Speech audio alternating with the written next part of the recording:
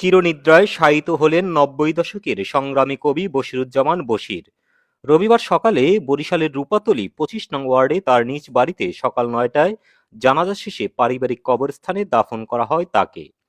উল্লেখ্য, গত ২ দিন আগে তৃতীয়বারের মতো স্ট্রোক করে বরিশাল শের-ই বাংলা মেডিকেল কলেজে চিকিৎসারত অবস্থায় শনিবার বিকেলে শেষ নিঃশ্বাস ত্যাগ করেন তিনি।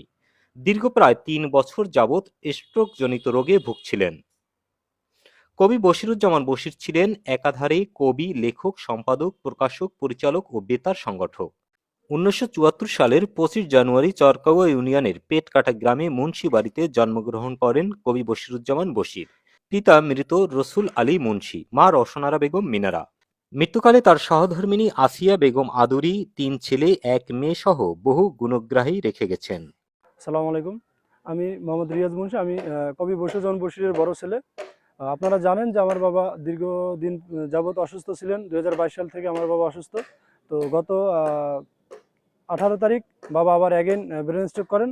তো গত ২১ তারিখে বিকাল ৫টা ১০-এর দিকে শের-ই-বাংলা মেডিকেল কলেজে আমার বাবা ইন্তেকাল করেন। আপনারা সবাই আমার বাবার জন্য দোয়া করবেন যাতে আমার বাবা জান্নাতবাসী হতে পারে। ১৯৮০ সালে কবি বশিরুজ্জামান বশিরের বাবা রসুল আলী মুন্সি মৃত্যুর পরে তার পরিবারে দুঃখের জীবন শুরু হয়। প্রথমে ঝালকাঠি জেলার সরকারি শিশু সনদে তাকে প্রথম শ্রেণীতে ভর্তি করা হয়।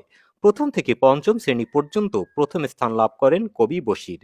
শৈশবে তিনি অত্যন্ত মেধাবী ছিলেন। লেখাপড়ায় মেধাবী হলেও ১৯৮৯ সালে এতিমখানায় অষ্টম শ্রেণীতে দ্বিতীয় সামরিক পরীক্ষা দিয়ে পড়ালেখা সমাপ্তি করে বাড়িতে চলে আসেন তিনি। এখান থেকেই শুরু হয় তার জীবন যুদ্ধের পথ চলা। ১৯৮৯ সালে মাত্র ৫০০ টাকা নিয়ে সাগর লঞ্চে ১০ টাকা ভাড়া দিয়ে চলে যান ঢাকায়। ভাগ্যের কি পরিহাস, লঞ্চে বসেই পকেটমার একমাত্র সম্বল ৫০০ টাকা পকেট কেটে নিয়ে যায়। ঢাকায় কোনো আত্মীয় না থাকায় তাকে অনেকদিন রাস্তায় রাত যাপন করতে হয়েছে। রঙিন আলোয় ঝলমলে ঢাকার শহরে প্রথম এসে রাতে গুলিস্তানে স্টেডিয়ামের বারান্দায় রাত কাটান। ওই রাতেই তার হাতের ব্যাগসহ জামা কাপড় চোরে নিয়ে যায়। একটু মাথা গোঁজার ঠাঁই খুঁজে প্রথমে শ্যামবাজার ঠেলা গাড়ির হেলপার, সূত্রাপুরের ব্রিজে রিকশা চালান ২ মাস। এদিকে অনেকদিন ছেলের খবর না পেয়ে মা ছুটে যান ঢাকায় সন্তানের খোঁজে। অনেক খোঁজাখুঁজির পরে গাবতলী বাস টার্মিনালে দেখা মেলে মা ও সন্তানের। এতিমখানায় থাকাকালীন অষ্টআশির বন্যা তাকে মর্মাহত করে। দারিদ্র্যের কষাঘাত তাকে দিন দিন খাঁটি মানুষে পরিণত করে। সাধারণ মানুষের পক্ষে দাঁড়াতে তিনি কলম হাতে তুলে নেন। প্রচণ্ড প্রতিবাদী কবির হৃদয়কে প্রতিনিয়ত তাড়া করে অসহায় মানুষের ছবি। তাই তো তিনি বলেন, দেশ ও মানুষের কল্যাণে অনেক কিছু লেখার ক্ষমতা আছে, কিন্তু তা সংবাদপত্রে প্রকাশের ক্ষমতা নেই। মূলত কবি বশিরুজ্জামান বশিরের লেখালেখি শুরু হয় ১৯৮৮ সালে গরিবের স্বপ্ন শীর্ষক একটি চলচ্চিত্র কাহিনী দিয়ে। এরপর তিনি অসংখ্য কবিতা, গল্প, প্রবন্ধ, নাটক, গান, উপন্যাস রচনা করেছেন। লেখালেখির পাশাপাশি প্রকাশনার কাজও করেন তিনি। তার প্রকাশিত গ্রন্থ প্রায় ১৫টি, সম্পাদিত গ্রন্থ ৩৫টি।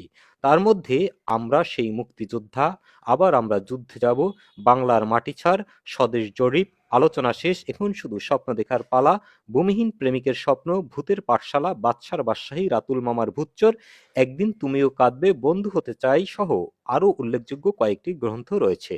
বশিরুজ্জামান বশির মাসিক সময় আনন্দ সহ বেশ কয়েকটি সাহিত্য পত্রিকা সম্পাদনা করেন। তিনি ১৫০ দিনের ঝগড়া নামে একটি কমেডি অ্যালবাম পরিচালনা করেন। তার প্রকাশনী রাতুল গ্রন্থ প্রকাশ, এছাড়া কিশোর কলম ও কবি বশিরুজ্জামান বশির সাহিত্য পরিষদ ৪টি প্রতিষ্ঠান থেকে বই প্রকাশ করতেন তিনি। ২০২৩ সালে জাতীয় গ্রন্থমেলা শেষ করতে না করতেই মার্চের প্রথম দিকে কবি বশিরুজ্জামান বশির ব্রেন স্ট্রোক করেন। অনেকটা আরোগ্য লাভের পথে ঠিক সেই সময় ২০ জুলাই আবার দ্বিতীয়বার ব্রেন স্ট্রোক করে ঢাকা শহীদ সোহরাওয়ার্দী মেডিকেল কলেজ হাসপাতালে চিকিৎসা নেন। পরবর্তীতে ২০ ফেব্রুয়ারি আবারও স্ট্রোক করে মহাপ্রস্থান ঘটে এই নীরব বিপ্লবী লেখকের। কবি বশিরুজ্জামান বশির তার লেখা ও সাহিত্যকর্মে বেঁচে থাকবেন বহুকাল। তার মৃত্যুতে গভীর শোক ও শ্রদ্ধা রইল। এস এম পলাশ, রূপসী টিভি, ডেস্ক রিপোর্ট।